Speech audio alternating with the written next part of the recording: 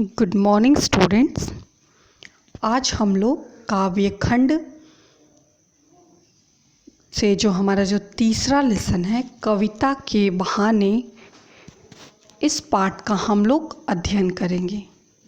तो सबसे पहले हम देखेंगे कि कविता के बहाने इसके जो रचनाकार हैं, कवि हैं, उनका नाम है कुंवर नारायण।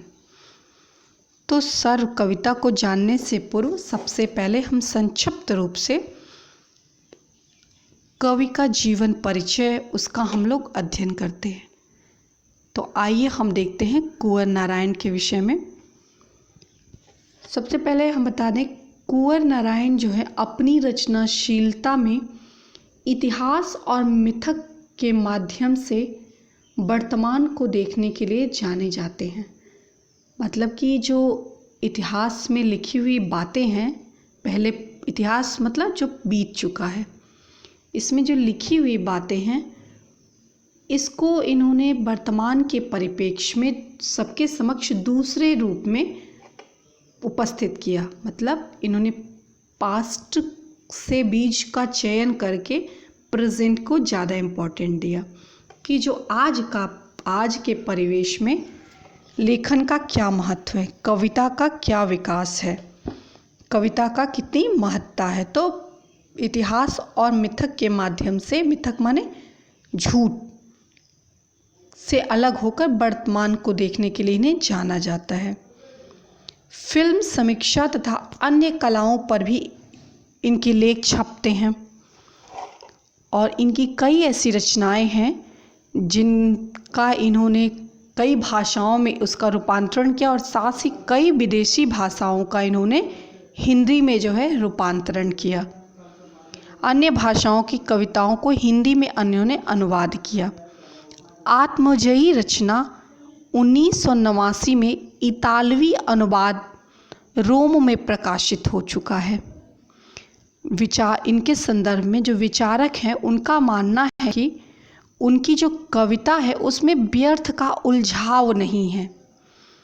क्या होता है, कुछ लोग क्या होते हैं, भाषा के सौष्ठव के चक्कर में कविता का जो अर्थ गंभीरता होती है उस अर्थ गंभीरता को खो देते हैं। तो इनकी जो कविता है इसमें व्यर्थ का उलझाव नहीं है, अखबारी सतहीपन नहीं है। अखबारी सतहीपन मतलब कि प्रसिद्धि पाने के लिए कितना भी स्तर गिराना पड़े, इसका इन्होंने प्रयोग नहीं किया। अपने जो अर्थ की गंभीरता को इन्होंने बनाए रखा। पुस्तक में छपे इसके लिए उन्होंने ओछापन प्रयोग नहीं किया। और साथ साथ वैचारिक धुंध मतलब जैसे कोहरा ओस होता है, तो उसी तरह विचारों का धुंध मतलब कई तरह के विचार हमारे ऊपर हावी हों, इस तरह के इनकी रचनाओं में देखने को नहीं मिलता। इसके स्थान पर इनकी जो रचनाएं हैं वो क्या हैं, संयम यानी धैर्य से परिपूर्ण है। इसके साथ साथ इसमें परिष्कार है, मतलब शुद्धता है और साफ सुथरापन है। इनके विषय में बहुत सी बातें, बहुत सी चीज़ें प्रचलित हैं कि ये प्रबंध, लंबी लंबी जैसे लोग कविताएं, प्रबंध, काव्य इत्यादि की रचना करते थे, तो इन्हें प्रमुख रूप से काव्य रचनाकार के रूप में जाना जाता है। तो आइए हम इनके विषय में अध्ययन करते हैं। कुंवर नारायण, लेसन 3। इनका जो जन्म है 19 सितंबर सन 1927 उत्तर प्रदेश में हुआ था। इनकी जो प्रमुख रचनाएं हैं चक्रव्यूह, ये बहुत ही महत्वपूर्ण रचना है 1956 में। परिवेश हम तुम, अपने सामने कोई दूसरा नहीं, इन दिनों, ये बहुत ही मोस्ट इम्पॉर्टेंट है, इन दिनों, इसी से लिया गया जो कविता है आपके सिलेबस में दी हुई है। तो इन दिनों ये काव्य संग्रह है। आत्म जो बताए, लंबी लंबी कविताएं लिखने के लिए जाने जाते हैं। प्रबंध काव्य, तो प्रबंध काव्य के रूप में आत्मजयी कविता है, प्रबंध काव्य है। आकारों के आसपास, यह एक कहानी संग्रह विधा की रचना है। आज और आज से पहले, यह समीक्षा है। मेरे साक्षात्कार, सामान्य, इनको जो प्रमुख सम्मान से सम्मानित किया गया उसमें प्रमुख है साहित्य अकादमी पुरस्कार, कुमारन आसन पुरस्कार, व्यास सम्मान, प्रेमचंद पुरस्कार, लोहिया सम्मान, कबीर सम्मान, साथ ही हिंदी के क्षेत्र में उत्कृष्ट योगदान हेतु दिया जाने वाला ज्ञानपीठ पुरस्कार से इन्हें सम्मानित किया गया। इनका कथन है, न जाने कब से बंद एक दिन इस तरह खुला घर का दरवाजा। न जाने कब से बंद एक दिन इस तरह खुला घर का दरवाजा, जैसे गर्द से ढकी एक पुरानी किताब। ये खुला घर का दरवाज़ा मतलब हृदय की बात कर रहे हैं कि घर जब हृदय की दरवाजे खुलते हैं तो परत दर परत जो है वो खुलती जाती है। तो कि देखने से ऐसा लगता है जैसे एक किताब हो और उस किताब पे धूल की कई जो परत हो वो चढ़ गई हो, और जब उस किताब को खोला जाए, तो डस्ट हटाया जाए, धूल हटाया जाए, तो एक एक के बाद एक परत जो है वो खुलती जाती है। तो उस धूल को देख करके ऐसा लगता है कि जैसे लगता है ये किताब बहुत ही पुरानी किताब है, और धीरे धीरे अब इसमें से धूल हटाने के बाद इसमें कई पर्दे जो हैं, कई ज्ञान की बातें हैं जो निकलती हैं। तो उसी प्रकार व्यक्ति का जो मन होता है वो बंद होता है, धीरे धीरे जब उस पर मन की भावनाएं अभिव्यक्त होती हैं तो कई परत दर परत जो है वो खुलती जाती हैं। गर्द से ढकी हर पुरानी किताब खोलने की बात कहने वाले कुंवर नारायण ने सन 1950 के आसपास काव्य लेखन की शुरुआत की। सबसे पहले इन्होंने 1950 के आसपास काव्य लिखना शुरू किया। उन्होंने कविता के अलावा केवल कविता की ही रचना नहीं की, इससे पहले भी हम पढ़ चुके हैं कि प्रबंध, काव्य, कहानी, साहित्य इत्यादि, समीक्षात्मक लेख इत्यादि इन्होंने लिखा है। तो इन्होंने चिंता परक लेख, कहानियाँ और सिनेमा तथा अन्य कलाओं पर भी समीक्षा भी लिखी है। आप देखते होंगे कि जब कोई भी फिल्म रिलीज़ होती है तो रिलीज़ के ऊपर नेक्स्ट डे उसका रिव्यू छपता है, समीक्षा छपती है कि क्या अच्छा था क्या बुरा, तो उस तरह की समीक्षाएं भी इन्होंने लिखी है। किंतु कविता विधा को उनके सृजन कर्म में हमेशा प्राथमिकता प्राप्त रही। प्रमुख रूप से इन्हें कवि के रूप में जाना जाता है।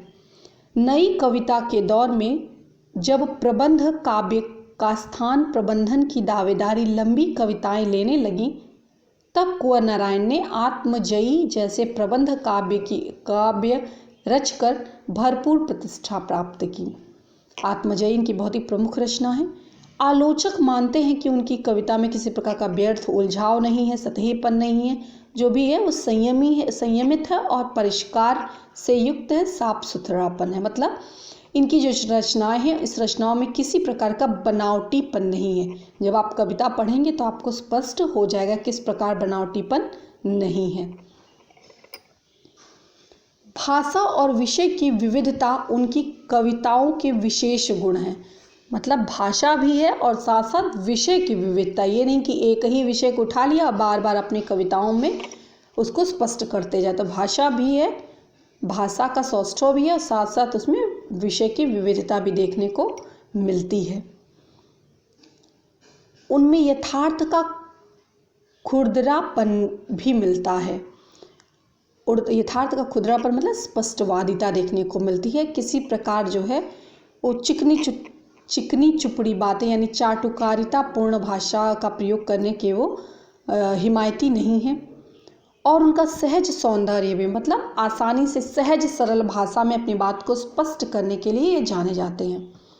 सीधी घोषणाएं और फैसले उनकी कविताओं में नहीं मिलते, क्योंकि जीवन को मुकम्मल तौर पे समझने वाला एक खुलापन उनके कवि स्वभाव की मूल विशेषता है।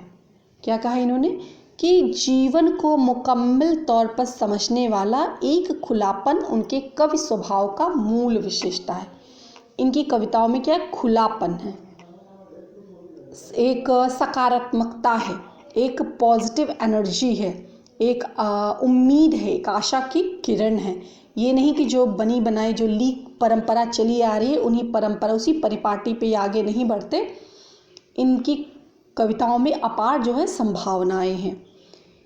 इसीलिए संशय, संभ्रम, प्रश्नानुकूलता उनकी कविता का बीज शब्द है। क्या है कि उनकी कविता में संशय बना होता है। संशय मतलब कि एक क्वेश्चन मार्क बना रहता है कि अब क्या होगा, आगे क्या होगा, आगे क्या होगा।